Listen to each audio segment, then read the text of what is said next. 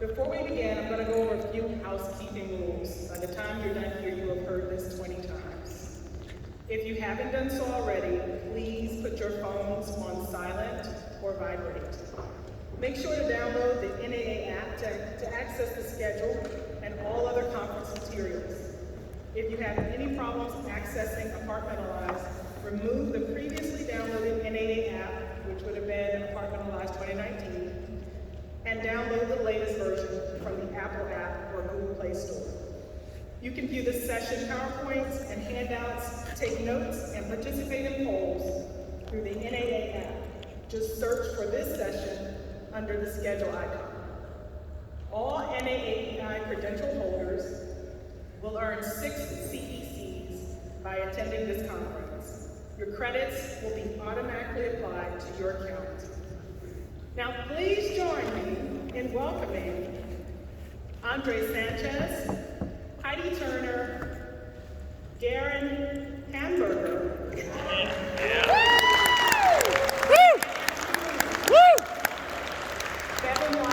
will not be joining us today, but these three do a great job. If you'd like to learn more about any of the session speakers, you can access their bios through the NAA app. I'll turn it over to our speakers. Thank you. How's everyone doing today? Woo! Woo! Come on, guys, it's day one. How's everyone doing today? Woo! Damn. Make it exciting and self-guided tours. You guys hear me okay? Hear a little bit of feedback, that's all right. First and foremost, it's an honor to be here. I know that there was a lot of submissions for self-guided tours, and we're honored to be selected to be on the stage with all of you. So thank you so much. Thanks to all of you for making it out here. I know a lot of us went through a lot of flights, and obviously during a pandemic, not easy. So we want to thank all of you for your time, and most importantly, I want to thank our panelists. They've put in a lot of time. I know we kind of had a fake out how we were going to do this last year, and then we met again and again and again to practice. So happy to cover this topic with all of you, which I know has been a topic of conversation for quite a few years now, and we've really seen it accelerate recently. So happy to be a part of this talk. Also letting you know that this live stream is sponsored by the good folks at Yardi. I don't sell Yardi products, but here's some of them, so you should check them out. So with that being said, again, this is self-guided tours, the good, the bad, the not so ugly. I'll be honest, we're not going to cover a lot of ugly or bad. A lot of the stuff we're going to be covering is good, but Bevan came up with a really catchy title, so we went with it.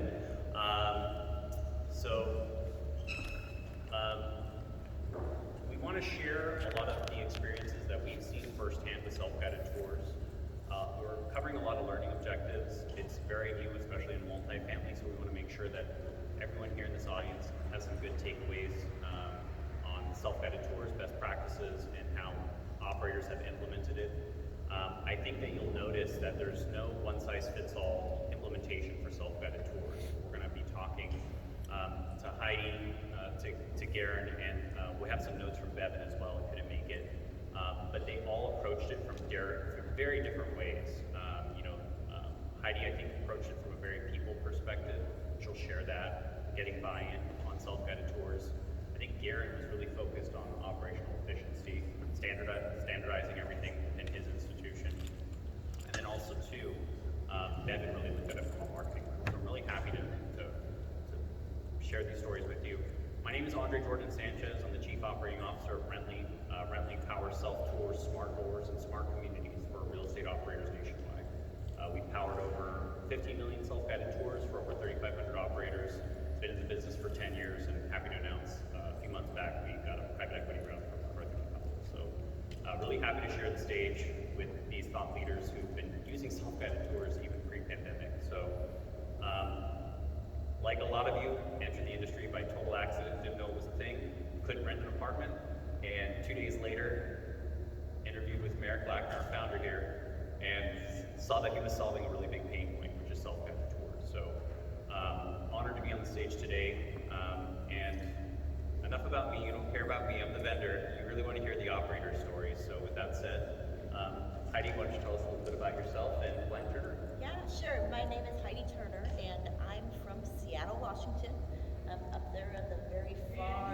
Can't hear me? Crank her up. All right, we're gonna try it again. Yeah. All right, sorry. Woo! All right. First off, it's great to be here, and I know there's a lot of feedback, so hopefully I'll be able to keep speaking, but you guys can hear me.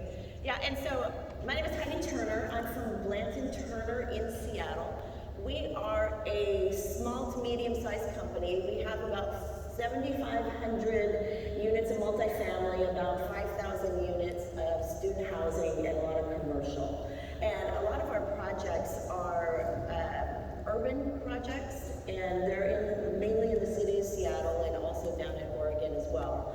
But what we do is we really focus on the experience and the people and the relationships. And we have done, over the last 5 years, I think we probably have done about 120 lease-ups. We focus on new buildings, and there's a lot of new building and a lot of new construction in Seattle. And we started on our self-guiding tour process early on because we are in the center of Amazonville, and we have Amazon techies everywhere all around Seattle, and we have a really young tech demographic. And so it's been really interesting to see how self-guided tours have changed and morphed, and even how we saw it happen in our student housing side. So Great. Thank you, Heidi. Off to Garin. Excellent, thank you. Yeah, thank you first of all for that warm round of applause. I have to think, since I only know a handful of you in here, it was the awesome introduction and my last name that got everyone cheering. So it is actually something I'm fairly used to. Having a last name with Hamburger, as you can imagine, gets a lot of reactions. But that's not what I'm here to talk about today. Like I said, my name is Garin Hamburger. I'm a Gemini. I enjoy long walks on the beach, romantic candlelit dinners, and I have a preference for track lighting. But seriously, I am the Senior Director of National Property Marketing at Cushman & Wakefield. As Andre so politely mentioned, we were early adopters of self-guided tours. Obviously, the pandemic forced us into using it even more, and it's become a standard practice for us today. But we were at the forefront before everything hit, and we were looking into self-guided tours. We had them deployed on a good amount of our properties, and so we've been able to see kind of the impact before, and then we're not after, because we're not out of it, but during pandemic. So I'm excited to share with you today a lot of the findings that we've had here at Cushman & Wakefield. Thank you so much. I'm a Taurus. and I'm a Pisces. I know all of our signs. Devin again couldn't be here. I'll read his profile. I didn't get my cardboard cut out and printed in time, so he was going to be at the end there. So Bevan White is the Vice President of Marketing and Training for RAM.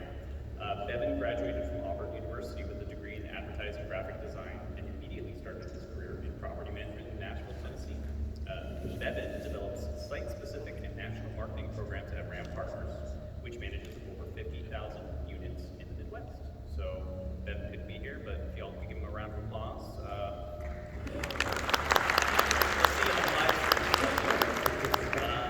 So you kind of got a sense of the team here that's sharing their stories, and again, they're three totally different approaches. I have some Bevan talking points I'll pepper in as well, and I guess we'll kick it off with, again, the learning objectives that we'll cover in this course. Obviously we did our intros, and really understanding when you're implementing self-guided tours, how are you going to establish goals, objectives, key results for successful deployment, right? How are you going to measure that when you're implementing self-guided tour technology? A lot of things we'll be talking about too is change management. Obviously, COVID accelerated self-guided tours, and nobody likes change, and when you're layering a COVID crisis and self-guided tour adoption, there's a lot of complications with that. So we'll talk about that. Obviously, how do you budget for self-guided tours, right? That's a debate still ongoing. Is it marketing or ops expense? So you'll get our perspective from that. And any other complementary technologies that you should be considering or that we've seen with self-guided tour adoption.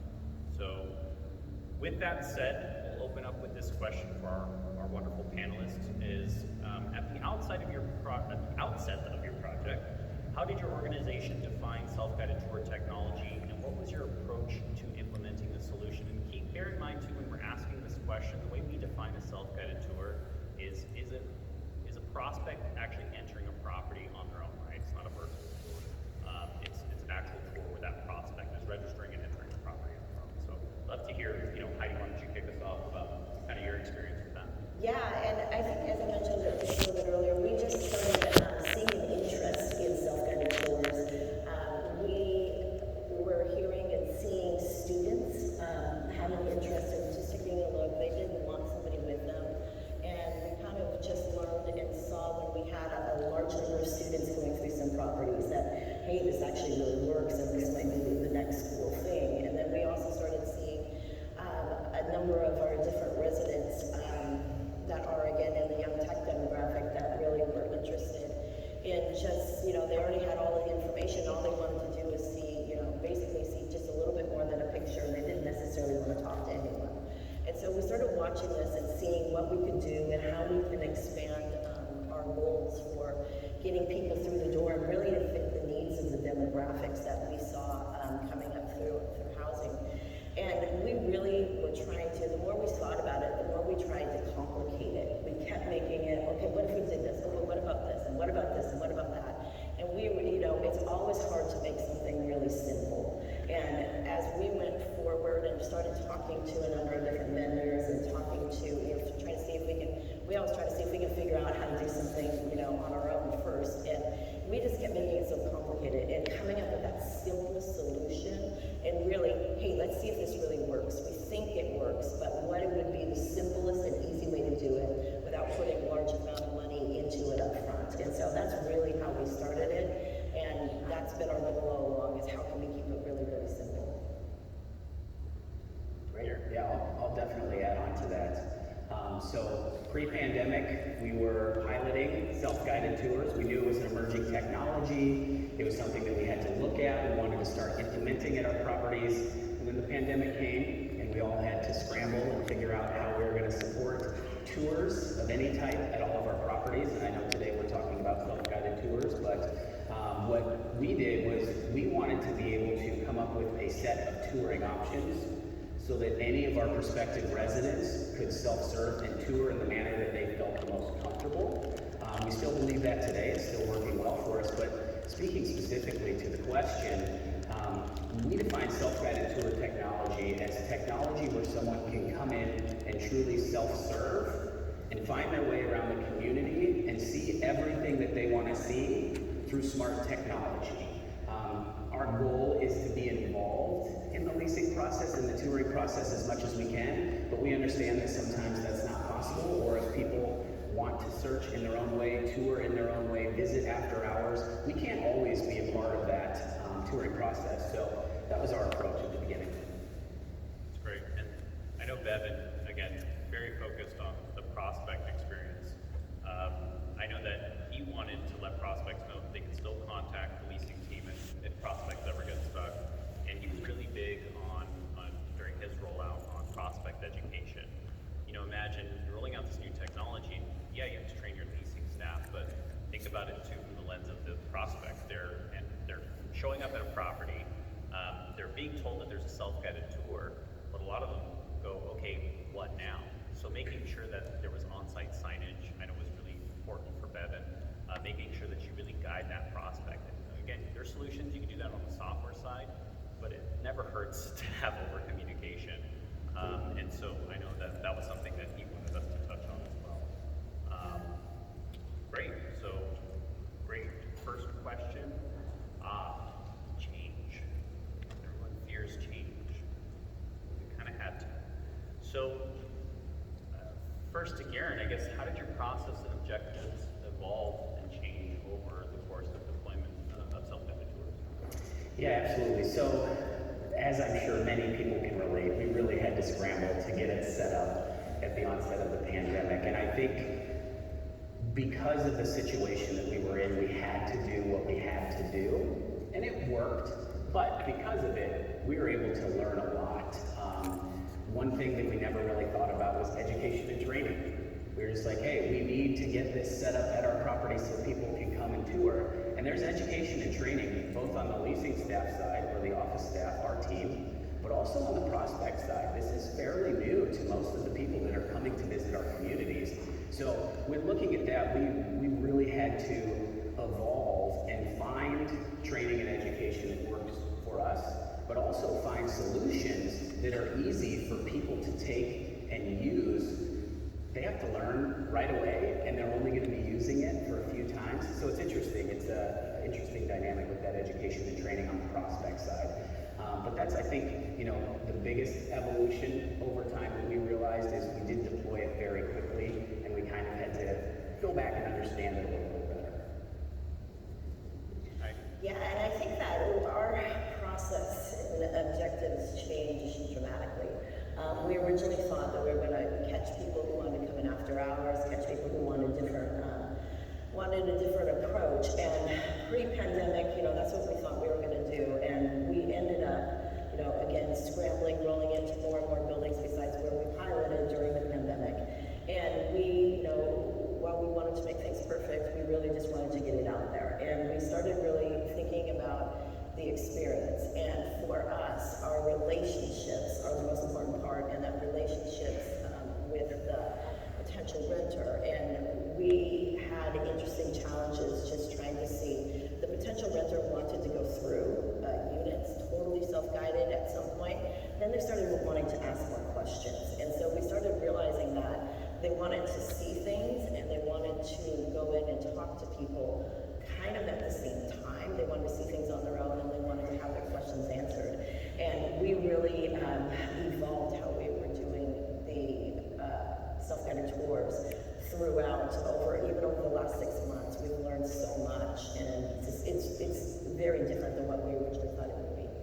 Yeah, I think from the vendor side too, the product has evolved as well, because we're initially focused on deploying the technology. We also wanted to make sure it was streamlined too. So I think that's, every company out there, as the product evolved, there had to be different pain points to address. Now, it's more about data. You guys all want to see the data. So it's been a big thing that, that is a focus as well, is making sure that the experience is as smooth as possible, but also too that you generate results, right? So that was from the vendor side, kind of evolution that we saw as well.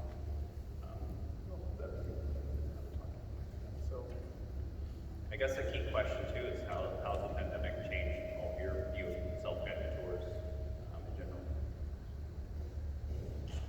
Yeah, I'll start. I would say it's become a necessity, whereas before it was an emerging technology. Like I said, our biggest goal or objective is to provide touring options for all of our prospects. And in this day and age, with everything going on in the world, including self-guided tours as one of those touring options is a necessity to us. We think that it has to be there, and people need to be able to self-serve. And also, I'll go back to the last question a little bit here. Another thing that we learned was when we first rolled it out, we were very risk averse, and we did not want anyone touring our properties outside of leasing office hours because there weren't people on site. They couldn't keep an eye on the property and what was going on. And I think over time, we slowly started to expand those hours to help serve more and more people because of our objective of letting people tour how they wanted to. We realized that there were times outside of business hours that a lot of people wanted to tour. And so, we've expanded that, which I think was one of the biggest realizations that we had, is we didn't think we needed to expand it outside of our business hours. But I think it's really opened our eyes to maybe in the past, we've been missing out on a lot of prospective residents, leads, tours, because we weren't able to accommodate them. So that's been probably the biggest change for us. Yeah, and I'm going to echo quite a bit of what was just said. And during the pandemic, it was a necessity. When we were all in lockdown, we couldn't be at our sites, and self-guided tours actually helped us not only operate, but the pandemic pushed us forward with self-guided tours. And right now, we're at the point where we have seen our customers almost requested, and I think we would have a hard time to rent if we didn't have some sort of self-guided tour option. We now have it as a layer in the full leasing process. It's not just a standalone, but it is one of the many steps that people see as they go through and tour and rent apartments. And we're also really surprised about how much the pandemic has allowed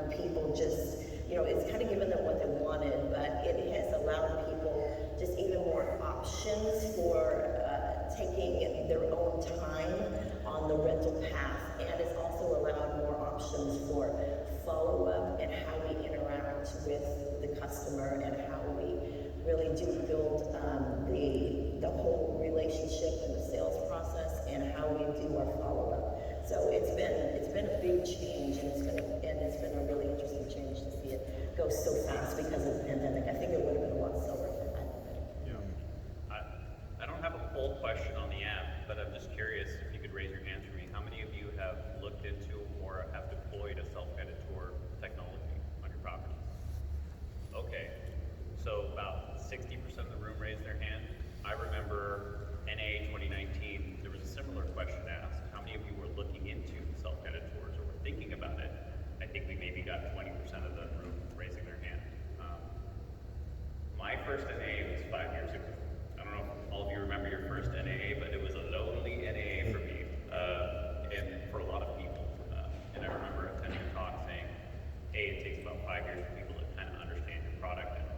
And it's funny, 5 years ago, I don't think self-guided tour was even talked about in multifamily. It really wasn't. And so to see the adoption so quickly has really been fascinating. And so grateful for that.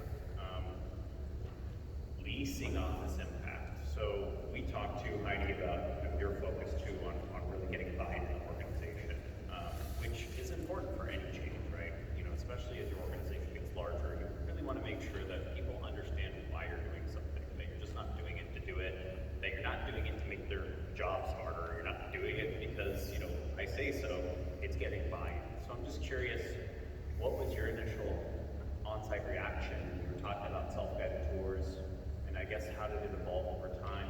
How did you assuage the concerns? Do people still have concerns and pushback on self-guided tours? I'm just curious to get your thoughts on that. Yeah, I know for us that was a big thing.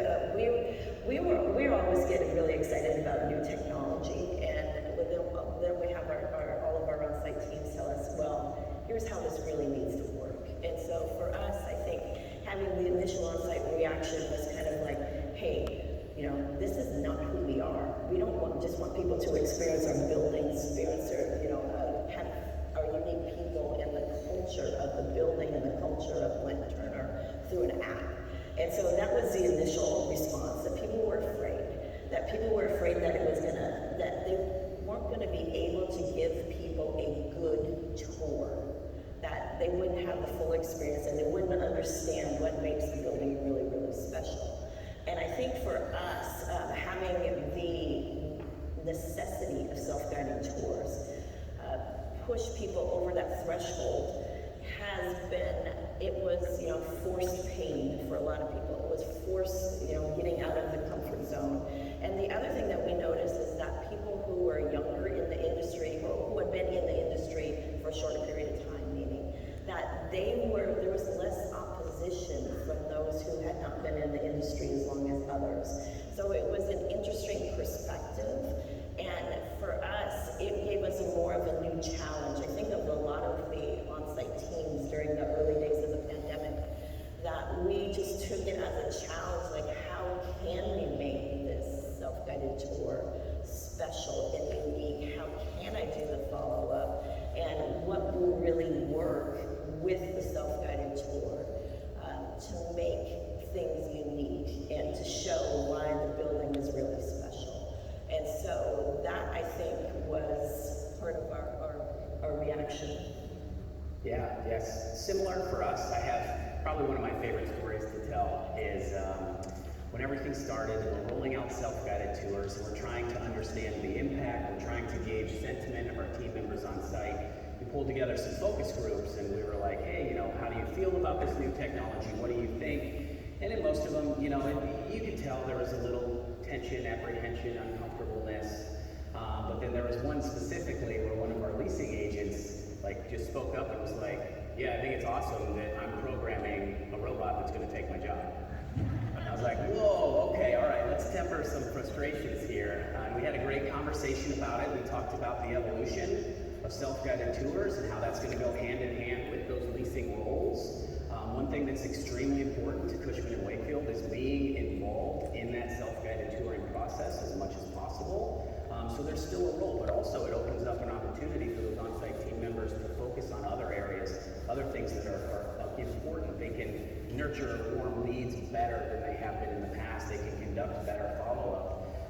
So fast forward to 2 weeks ago, I reached back out to this individual because I wanted to see where things were at. And you know, he was very candid. He was like, "You can say it." I was like, "I can say what?" He was like, "You can say I told you so." I was like, "All right, fair enough." And so we had another great conversation. But he realized that now, because of this technology in place, he's able to be more efficient, and his conversion ratio has actually increased over time because he's a part of these self-guided tours, and then also he gets to focus more time on nurturing all of those leads. So it's a pretty cool story. But yeah, initially, it's pretty frustrating for some. Yeah, I think too, like, you know, again, there's a lot of buy-in that's important, and I think too, I mean, I live in LA, these communities are getting huge. I mean, we're talking like 500,000 units. So if you look at the tour path that a prospect is following, taking a leasing staff agent away from the front desk, let's say we have one person there staff during a Saturday with heavy traffic, that's a lot of opportunity costs too. So I think, kind of to your point, it kind of resonates like, hey, this is a tool. It's like computers didn't replace engineers, they made engineers producible, right? It's a tool, and no self-guided tour technology out there will close the deal. You still have to have that leasing staff follow up. You still have to have that personal touch, and that's really important to emphasize as well. I think I stole Evan's talking point. Okay. So again, on leasing office impacts, are you deploying a technology rapidly? What hurdles, expected and unexpected, had to be overcome with self-guided tours? Yeah, one of the biggest hurdles I think we had when we first started, again, we were always trying to keep things simple and we didn't have a lot of high-tech technology. We were really using, we started with a lockbox system, and then we found how many dead zones there were for self-service and Wi-Fi in our brand new urban buildings around Seattle. And so we had areas that we thought we had great, we were totally wired, we're all good to go, and then when it comes time to, we had too many issues when we had challenges, and we had to figure out where we had to put lock boxes. We had to figure out how to get into access controlled buildings. And honestly, I think that was one of our biggest hurdles, was getting into access controlled buildings, and we've worked through that now, but it was a really big challenge and hurdle of how do we do this, and how do we make everybody feel comfortable and safe, and we were still so surprised of how many dead zones we have in our buildings. And so I think that those things that we underestimated, what those things would take on some of our solutions, but you know, it took us a few months to work through them all, and we have. So it has been, I think that probably was our biggest challenges, was just some of the small pieces in our building that we thought would be easy to work through. Yeah, I don't have a lot to add. She did a wonderful job. Access control. I think, you know, that was the most challenging out of the gate that we didn't give enough forethought to, in addition to that training and education component I talked about earlier. From a marketing standpoint, you know, we were pretty good at the beginning of really trying to come up with a way to ensure that we're tracking self-guided tours versus in-person tours. Obviously, for a period of time, there weren't in-person tours, so that was very easy. But as we got back into opening up offices and offering multiple tour types, we had to become creative to understand. We worked with our on-site team members so that they could input it, so that we could understand our property management software and CRM. They actually added self-guided touring as tour types, so that helped us. But that was a hurdle, I think, that was somewhat unexpected. It's like, oh wow, we really need to understand who's self-guided tours and who's in person. I forgot about the whole tour type drop down. I remember my product team was telling me about that. Yeah, you gotta have the property management software on the tour type. It's like, that was a hurdle that had to be overcome on the software side. I know too, one thing that Evan wanted me to mention too is, I don't know, I gotta know my audience. Do you guys remember the Ron Popeil Set It and Forget It, those infomercials? So that was some of the mentality that he had to fight against was, well, you know, there's a self-guided tour on there, it'll just close the leases, right? So really emphasizing that there still had to be prospect nurturing and follow-up after the self-guided tour you have to still work the lead. So I know that's something that we want to emphasize as well in this talk. Doing it on time. Are you using self-guided tours in tandem with on-site tours? How should operators approach them? Yeah, we definitely are. And so we looked at the number of people who were scheduling tours, and taking a look at the number of people who schedule tours. And then I took at the number of people who scheduled, and then I took a look at the number of people who actually did the tour. And what we found is the variation between those is that people started doing the tour. They started doing the tour, and then they just started wandering around the building. They came and talked to us.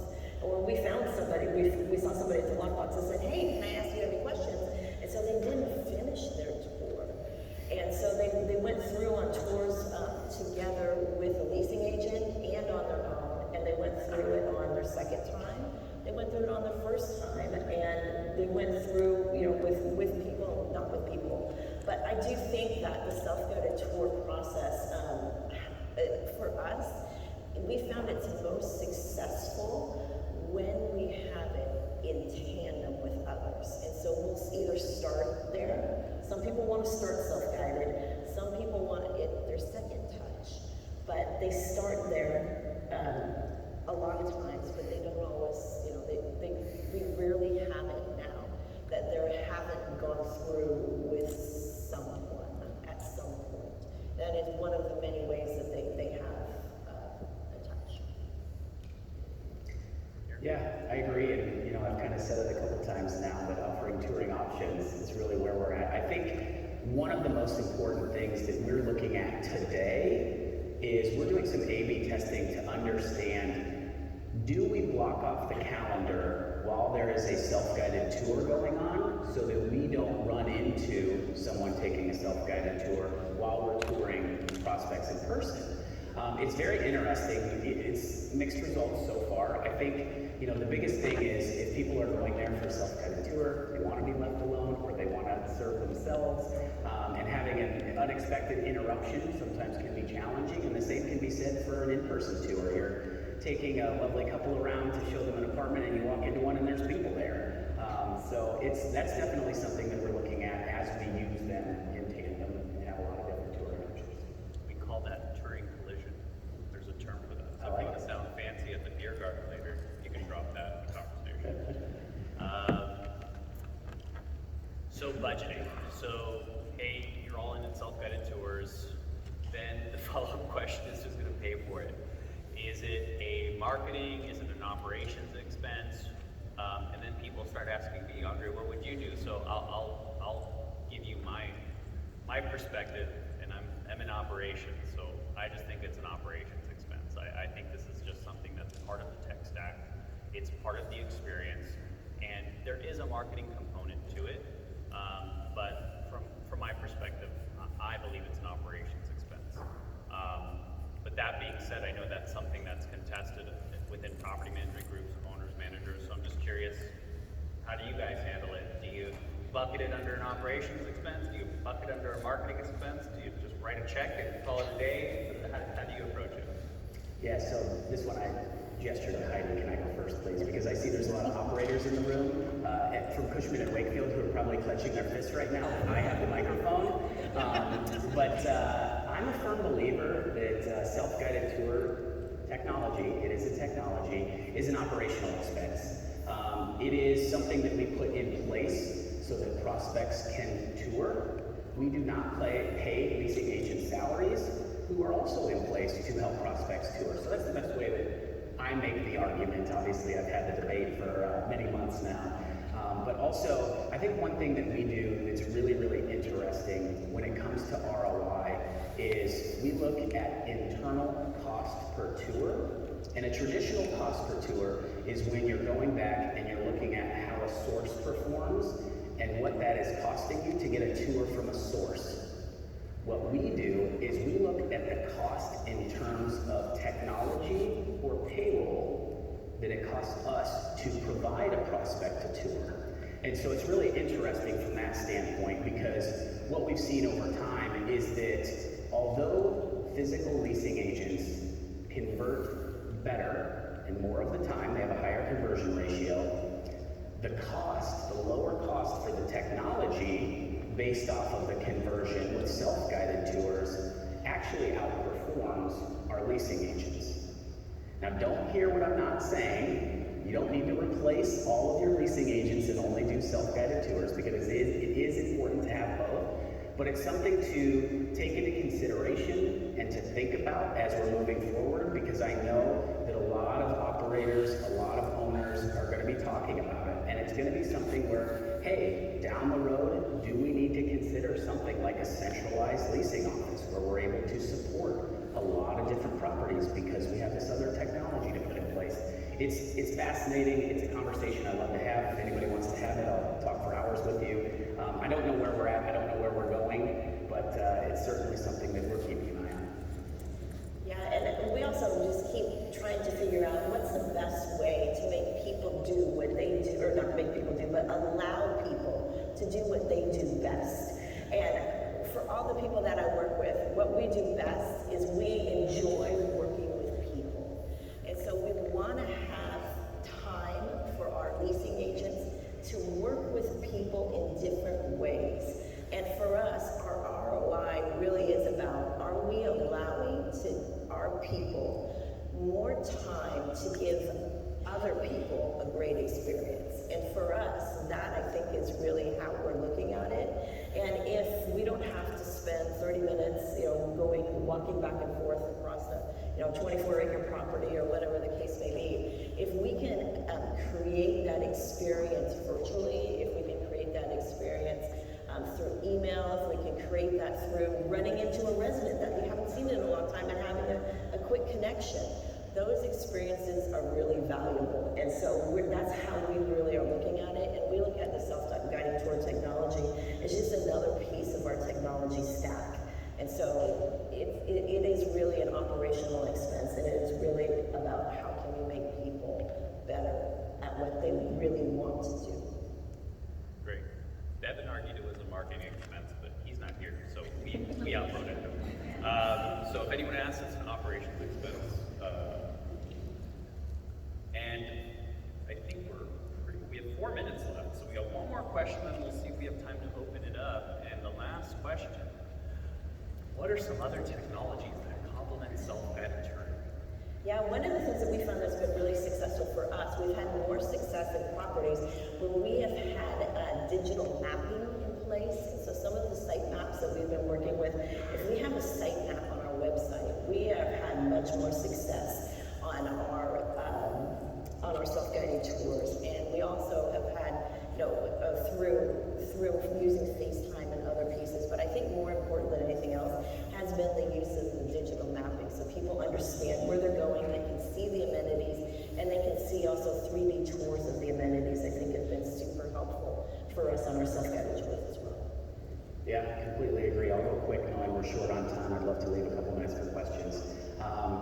Artificial intelligence voice tour we found is very supplemental to the self-guided touring process. We can set up an Alexa-powered device in any one of our apartments and then put up a sign and let the self-guided touring prospects interact with that device, get their questions answered without having us to be a part of that process.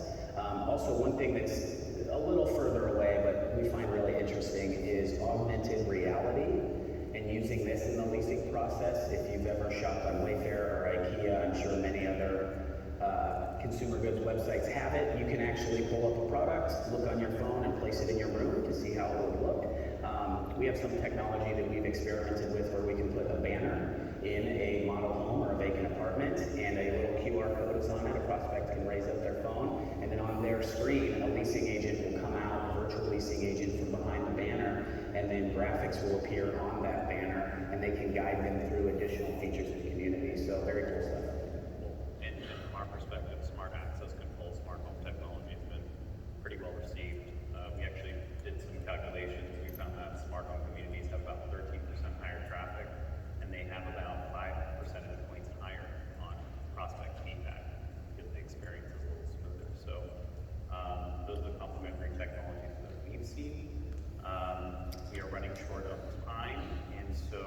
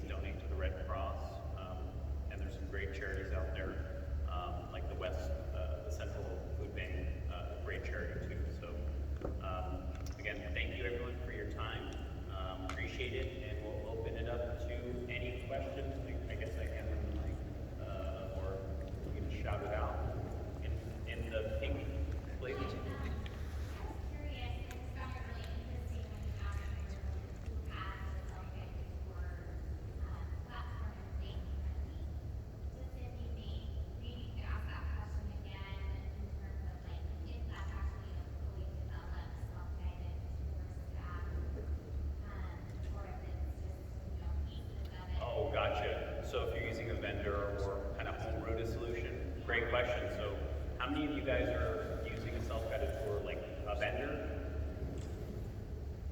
Okay. And then how many of you have used your own in-house solution? Okay, so about 50-50. Great question. I'll stand out to be even here better. Relative to the percentage of, or the number of people that come in on a traffic basis, what percentage are you experiencing that actually opt for a self-guided tour over a traditional? Great question. That's a great question. Yeah, I'll take a stab at it. I mean, Christian, we know each other.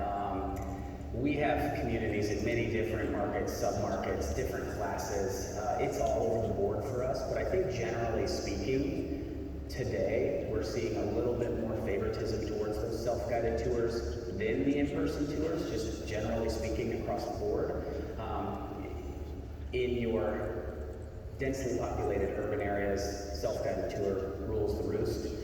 When you get out into those suburban markets, that's where we're seeing more want for in-person tours. Follow? So just a follow-up question to that. So yeah, are you having any demographic aha? So you started to answer it there. That seems to be transit-oriented, urban centers, Gen Z are probably more likely to do that than out in the surrounding areas. Is that what you're seeing?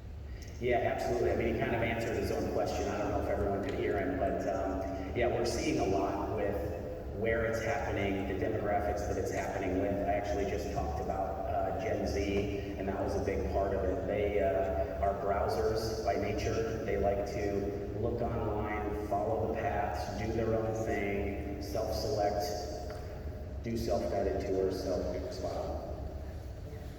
And I think we could see that even more, as you said, in our student space. I think we see about 75% of our student space select self-guided tour. And in our, we have a very, we call it a tech-a-zen demographic. In our Seattle tech-a-zens, we have, our under 30 male working Amazon engineer. We see probably about 50%. Yeah, platform-wise, we've seen females trying to do self-guided tours, so they're definitely the decision makers in the self-guided tour process, and they're obviously smart because they're doing self-guided tours. So we got that. I'd love to ask a follow-up for all the way. Heidi, why don't you? Is there any more questions? We Yeah. didn't get Yeah. into. Oh. How would you go about explaining this to your clients here if you're keeping the same staff on board as long as you use the same Facebook? Great question. For that. How do you justify the cost of self-guided tours if using the same amount of staff? Oh, that's a great question. And right now, how we look at it is, again, I think I kind of mentioned, we are using the same amount of staff right now. And we look at, we have found during the pandemic, we have had so many other issues to deal with where we haven't, the places where we haven't implemented it, we've had to add extra staff for whether it's for cleaning or wiping down and things like that, or even for taking care of all the other issues. And so we say we're using the same amount of staff, but we haven't had to add. Well, I think we're over time. I don't know if the host has something else, but I want to thank everyone for attending the show. Thank you so much. Let's give a round of applause for our panelists. Great conversation. Thank you. Thank you all so much. See you in a bit. And a quick shameless plug while everyone's walking out. I saw my CEO get up and leave halfway through the presentation. So I posted about this on LinkedIn. If you go to my LinkedIn profile, Garin Hamburger, and comment about how wonderful it was, that'll make me feel a lot better. Yeah. Go visit